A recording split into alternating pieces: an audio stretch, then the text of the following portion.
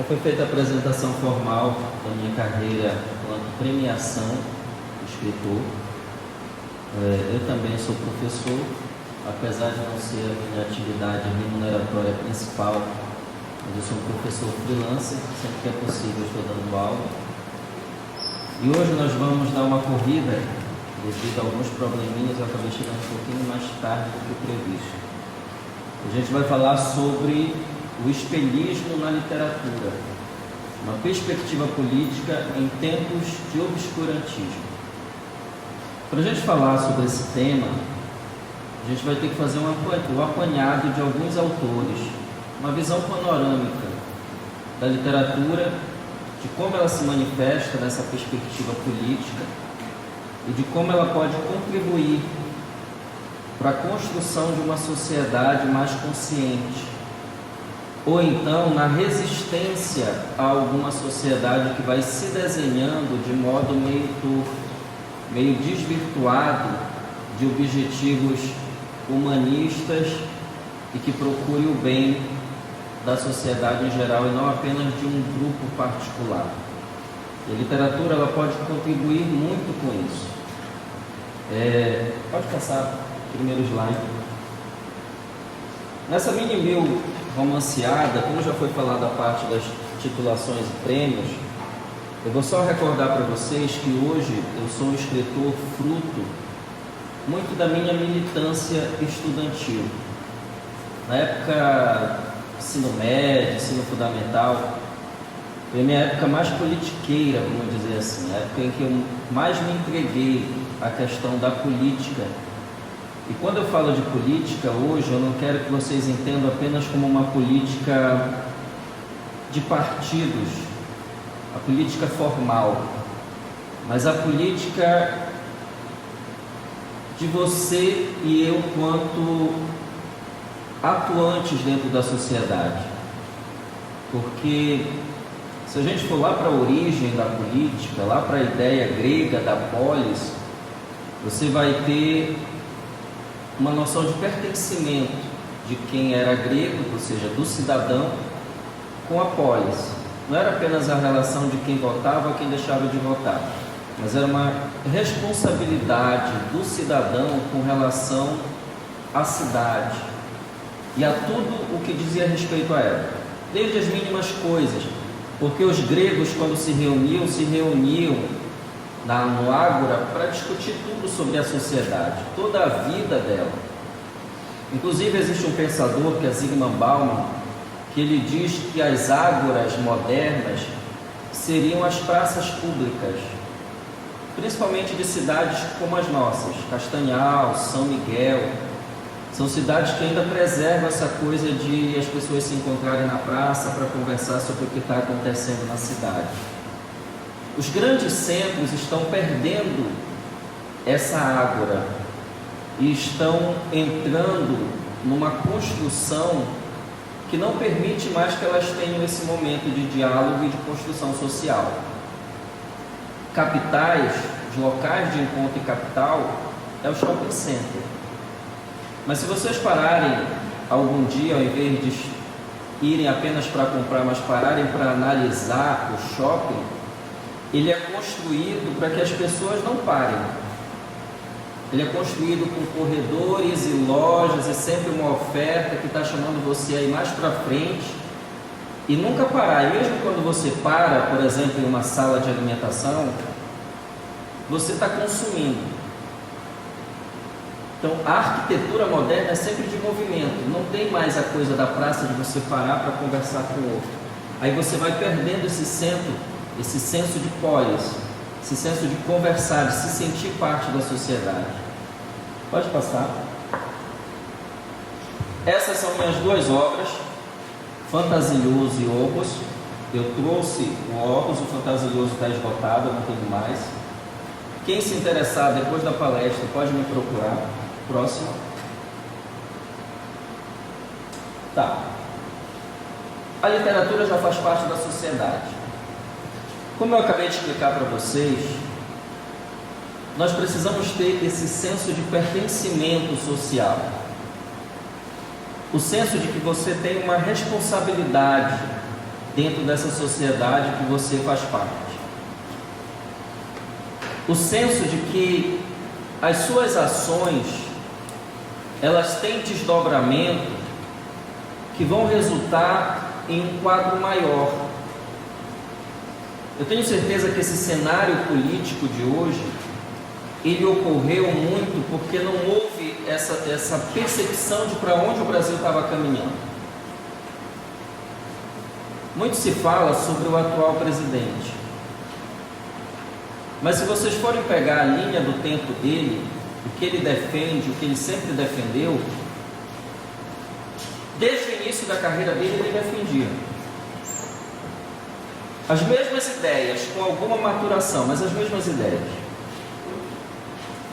Aí você me pergunta, o que mudou? Foi ele? Não, foi para onde a sociedade estava andando. Ele apenas precisou parar e esperar a sociedade chegar no momento em que ela achou que era aceitável as ideias dele. Então a sociedade foi caminhando numa direção e os seus componentes, os seus cidadãos, não foram percebendo esse rumo que a poli estava tomando. A literatura, como uma manifestação artística, ela sempre vai ser um posicionamento. O escritor, quando escreve, ele está tomando um posicionamento social, principalmente aquele que é sério, aquele que tem compromisso com a sua arte. O escritor ideológico, o ideólogo, porque hoje o quadro mercantil da literatura também apresenta muitos escritores sem compromisso nenhum com a coisa. É apenas um escritor vendável. Agora, a literatura comprometida, ela vai ter essa sensação de pertencimento. Ela pertence à poli. E como ela é um reflexo, uma manifestação do escritor, ele vai manifestar aquilo que ele está sentindo, aquilo que o atinge. Eu me sinto profundamente atingido pelo atual cenário brasileiro e por isso eu manifesto naquilo que eu escrevo isso que me atinge. Portanto, a literatura, ela já faz parte dessa sociedade, ela já faz parte da política. E quando eu falo de política, eu volto a dizer a vocês, eu não estou falando apenas da política partidarista, mas dessa política onde cada um de nós é um ator. Onde cada um de nós tem uma voz, um lugar de fala, uma contribuição, e onde cada um de nós é responsável por cada pedra que é colocada no construto dessa sociedade. Então, a literatura que você procura ler, ou a literatura que é produzida, ela sempre tem que ter esse sentimento. Um dos escritores que eu mais admiro, que é o português José Saramago, tem uma frase que diz assim: perguntaram para ele por que ele escrevia, ou o que era ser escritor. E ele esclareceu dizendo que escritor é aquele que escreve. Agora, como cidadão, ele procura intervir na sociedade por meio daquilo que ele escreve.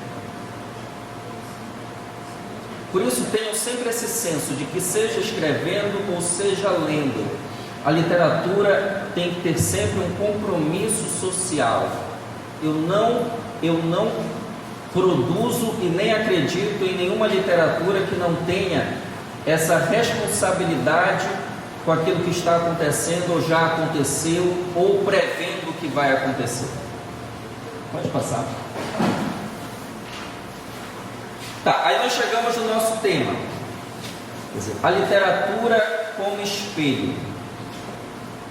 E eu vou partir essa explicação, eu vou partir a partir de um ponto de Jorge Luiz Borges, que ele escreveu já no final da vida dele, no Livro de Areia, é o nome do livro.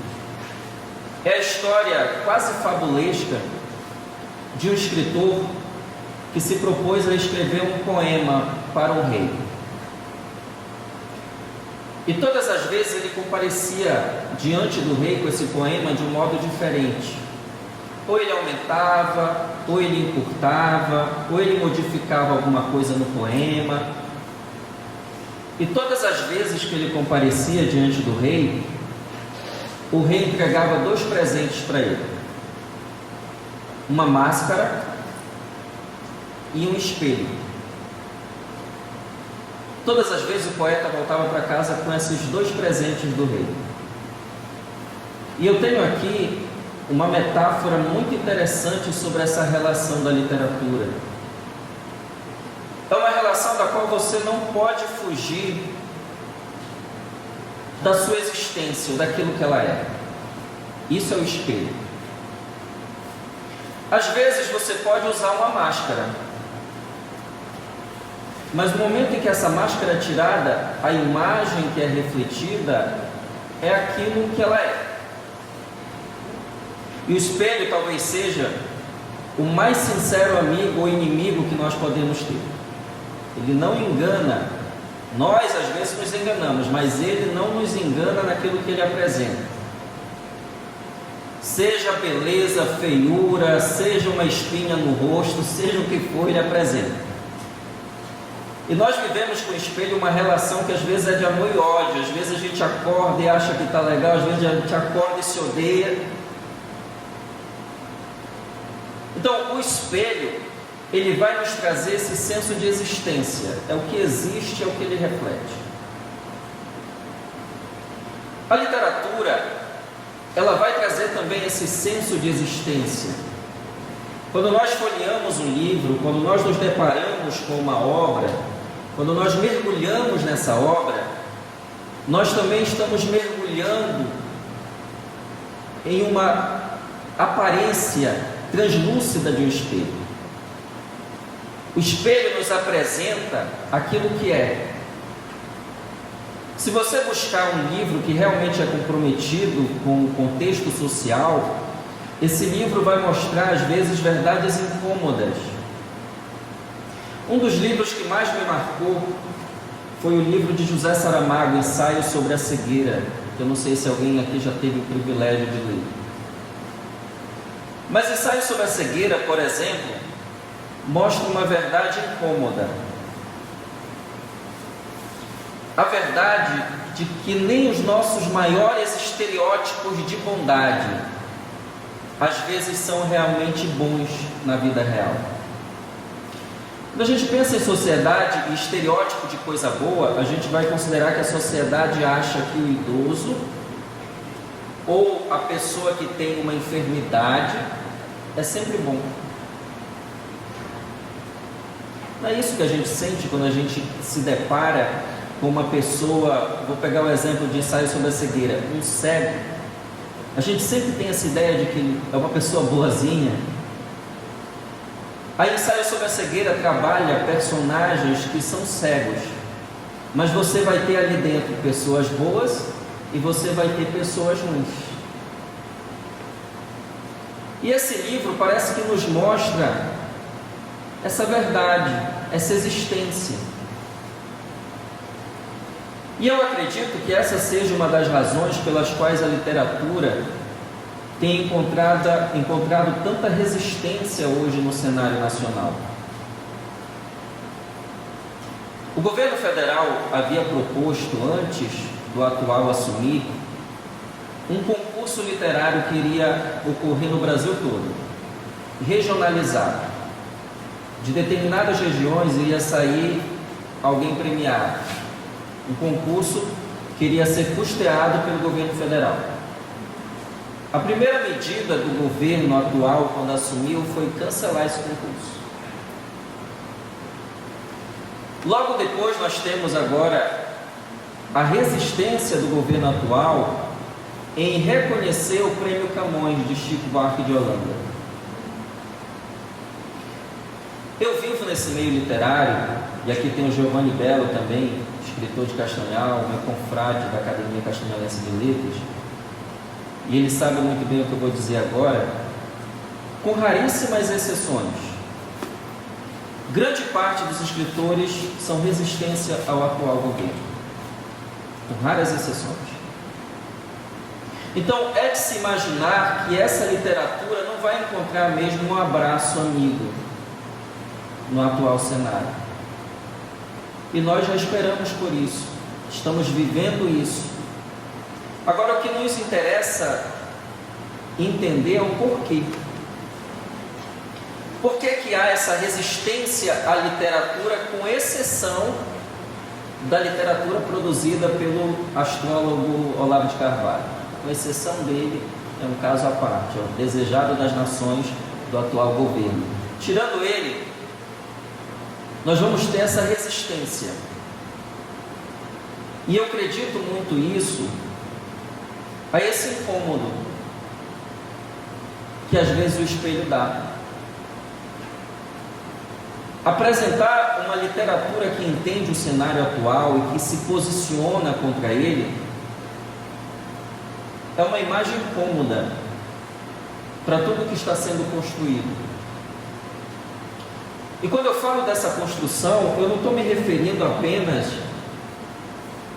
à figura de um mandatário presidencial, ou a figura de um ou outro político que surge aí reverberando palavras de ódio, coisas desse tipo.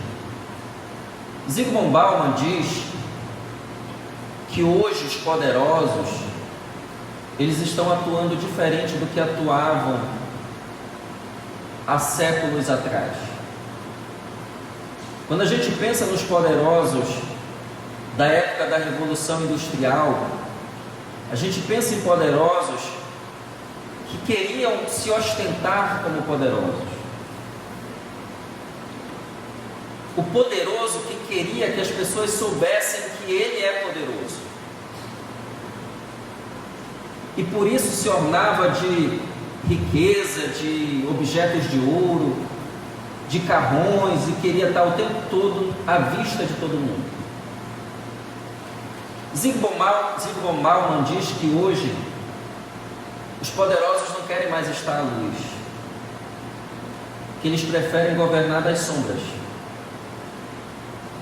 Talvez as pessoas que mais influenciam o Brasil hoje nem estejam no Brasil, estejam em alguma outra nação. Talvez nunca tenham pisado aqui, jamais venham a pisar, não conhecem a nossa realidade, não sabem o que nós vivemos, não têm nenhum compromisso com o lugar, com a necessidade das pessoas daquele lugar. Isso não interessa.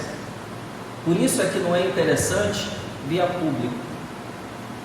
Claro, nós temos os que estão em público. O que nós não sabemos é quais são as forças que operam, segundo Bauman, escondidas nas trevas do poder. E eu já estou passando para vocês uma noção de espelho. Bem-aventurado é aquele que olhar e perceber que isso está acontecendo talvez debaixo das nossas próprias barbas. Menos a minha, que eu não tenho. Aquele senhor ele tem, aquele rapaz tem. E o Belo também tem. Pode passar. Mário Vargas Llosa dizia o seguinte, que é muito comum para todas as ditaduras, quando assumem o poder, a primeira medida que elas tomam é calar a voz da literatura. E eu vou mostrar para vocês agora alguns exemplos de escritores que sofreram essa tentativa de ter a sua voz cerceada. Aqui nós temos o Graciliano Ramos, autor de Vidas Secas.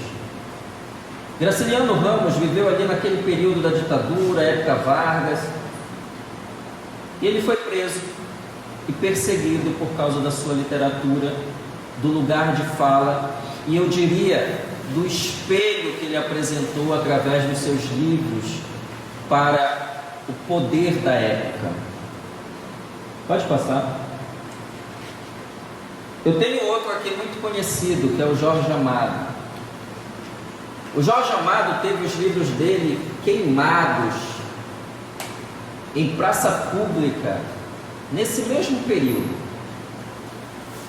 porque o poder estabelecido o taxou de comunista, de quem queria trazer desordem, desequilíbrio social, e por isso os livros dele foram caçados como se caça uma bruxa, ou se caçava bruxas. O próximo. Quem conhece esse aqui? Alguém ousa me dizer o nome deste?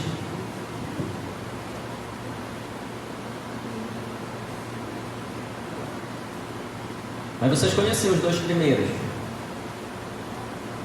Graciliano, Jorge Amado. Eu vou dizer porque talvez vocês não conheçam esse. É porque ele é nosso. Ele é paraense. E autores locais é sempre mais complicado vencer algumas barreiras invisíveis que existem de proximidade com os leitores. É preciso que o leitor vá catitar atrás desses escritores para poder conhecê-los. Então eu apresento para vocês Benedito Monteiro. Benedito Monteiro produziu uma das obras mais vastas na literatura paraense. Verde Vago Mundo é um dos livros mais notáveis dele, Transtempo.